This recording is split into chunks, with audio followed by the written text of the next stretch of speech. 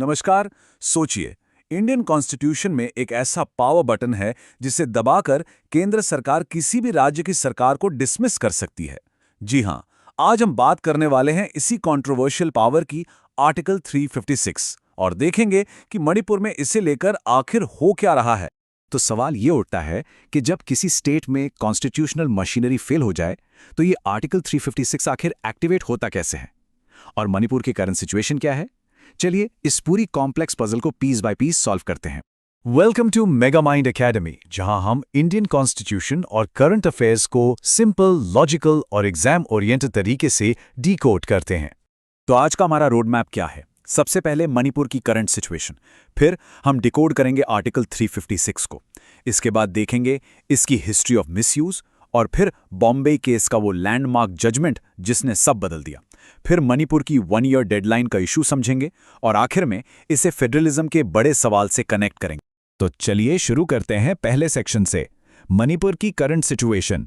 और सबसे बड़ा सवाल ये है कि आखिर ये 1 साल की डेडलाइन इतनी क्रिटिकल क्यों है? प्रेसिडेंट्स रूल को एक कॉन्स्टिट्यूशनल स्टॉप वॉच की तरह समझिए। ये 6 महीने के लिए स्टार्ट होता है और पार्लियामेंट इसे एक बार और 6 महीने के लिए रीसेट कर सकती है। मणिपुर में ये स्टॉप वॉच चल रहा है, एक बार रीसेट भी हो चुका है, पर अब 1 साल बाद ये घड़ी रुकने वाली है और इसे फिर से स्टार्ट करने के लिए कुछ बहुत ही स्पेशल कंडीशंस चाहिए। और बस यही वजह है कि ये डेडलाइन एक बहुत बड़ा कॉन्स्टिट्यूशनल क्वेश्चन बन गई है। तो ये स्पेशल कंडीशंस हैं क्या? इसका जवाब मिलता है कॉन्स्टिट्यूशन में। तो चलिए अब सीधे डाइव करते हैं कॉन्स्टिट्यूशन में और डिकोड करते हैं आर्टिकल 356 को। तो सबसे पहले ये प्रेसिडेंट्स रूल या राष्ट्रपति शासन है क्या? बिल्कुल सिंपल शब्दों में ये आर्टिकल 356 के अंडर एक इमरजेंसी पावर है।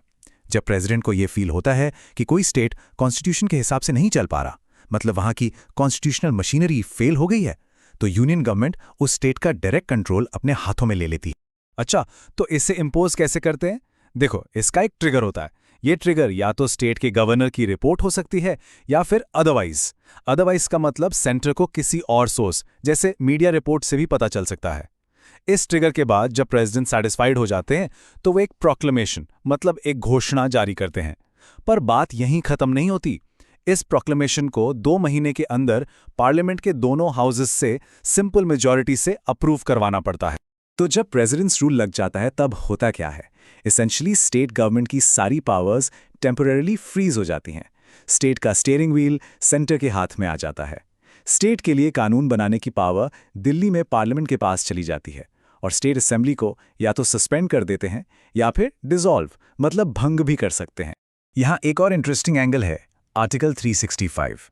इससे आप आर्टिकल 356 का एक तरह का बैकडोर कह सकते हैं। अगर कोई स्टेट गवर्नमेंट सेंटर के दिए गए डायरेक्शंस को मानने से मना कर दे तो सेंटर इसे भी कॉन्स्टिट्यूशनल फेलियर मानकर प्रेसिडेंट्स रूल लगा सकता है। लेकिन ये आर्टिकल जितना पावरफुल है उतना ही कंट्रोवर्शियल भी रहा है। तो चलिए अब देखते हैं इसकी हिस्ट्री ऑफ मिसयूज, इसका ट्रैक रिकॉर्ड कैसा रहा है। जरा ये नंबर देखिए, 135 से भी ज्यादा बार। सोचो 1953 से अब तक 135 से ज्यादा बार प्रेसिडेंट्स रूल लगाया जा चुका है। कंपेयर कीजिए, नेशनल इमरजेंसी सिर्फ 3 बार लगी है और फाइनेंशियल इमरजेंसी तो आज तक 1 बार भी नहीं। ये फिगर खुद बताता है कि ये कितना पावरफुल और फ्रीक्वेंटली यूज होने वाला पॉलिटिकल टूल रहा है। और हाँ, एग्जाम पॉइंट ऑफ व्यू से ये डेटा गोल्ड माइन है। देखिए, मणिपुर इस लिस्ट में टॉप पर है, 11 बार प्रेसिडेंट्स रूल के साथ। ड्यूरेशन की बात करें तो जम्मू एंड कश्मीर में सबसे लंबे समय तक रहा। ये फैक्ट्स आपके आंसर्स को एक्स्ट्रा मार्क्स दिलवा सकते हैं। तो इस आर्टिकल के कांस्टेंट मिसयूज को देखते हुए सुप्रीम कोर्ट को इंटरवीन करना पड़ा और यही एंट्री होती है एसआर बोम्मई केस की, एक ऐसा लैंडमार्क जजमेंट जिसने पूरा गेम ही चेंज कर दिया। 1994 में एसआर बोम्मई केस में सुप्रीम कोर्ट में एक हिस्टोरिक वर्डिक्ट दिया। कोर्ट ने कहा, the president satisfaction is not absolute. इसका सीधा मतलब ये था कि अब सेंटर गवर्नमेंट अपनी मर्जी से किसी स्टेट गवर्नमेंट को डिसमिस नहीं कर सकती। अगर ऐसा किया तो कोर्ट में उसे जस्टिफाई करना होगा। ये एक बहुत बड़ा चेक एंड बैलेंस था। बेसिकली इस केस ने पॉलिटिकल मिसयूज के खिलाफ एक कॉन्स्टिट्यूशनल फायरवॉल खड़ा कर दिया। इसके 4 मेन पिलर्स हैं। पहला, जुडिशियल रिव्यू पॉसिबल है, मतलब कोर्ट देखेगा कि डिसीजन मालाफाइड तो नहीं है। दूसरा, पार्लियामेंट के अप्रूवल तक असेंबली सिर्फ सस्पेंड होगी, डिसॉल्व नहीं। तीसरा, सेंटर को प्रूव करना होगा कि प्रेसिडेंट्स रूल जरूरी क्यों था। और चौथा, अगर कोर्ट को लगता है कि प्रोक्लेमेशन अनकॉन्स्टिट्यूशनल था तो वो पुरानी गवर्नमेंट को रीस्टोर भी कर सकती है। तो ये बम्बई प्रिंसिपल्स इंडियन फेडरलिज्म के लिए एक तरह से सेफ्टी शील्ड का काम करते हैं। खैर, अगर आप पॉलिटी और करंट अफेयर को सीरियसली प्रिपेयर कर रहे हो तो इस वीडियो को लाइक जरूर करें। ओके, तो अब वापस मणिपुर पर आते हैं। देखते हैं कि ये सारे कॉन्स्टिट्यूशनल रूल्स और बम्बई केस के प्रिंसिपल्स वहां की सिचुएशन पर कैसे अप्लाई होते हैं, और ये 1 ईयर डेडलाइन एक कॉन्स्टिट्यूशनल हर्डल क्यों बन गई है। तो प्रेसिडेंट्स रूल को 1 साल से आगे एक्सटेंड करने के लिए चाहिए क्या? कॉन्स्टिट्यूशन 2 बहुत ही स्ट्रिक्ट कंडीशंस रखता है। कंडीशन 1, उस स्टेट में या पूरी कंट्री में नेशनल इमरजेंसी लगी हो। मणिपुर के केस में ये कंडीशन पूरी नहीं होती।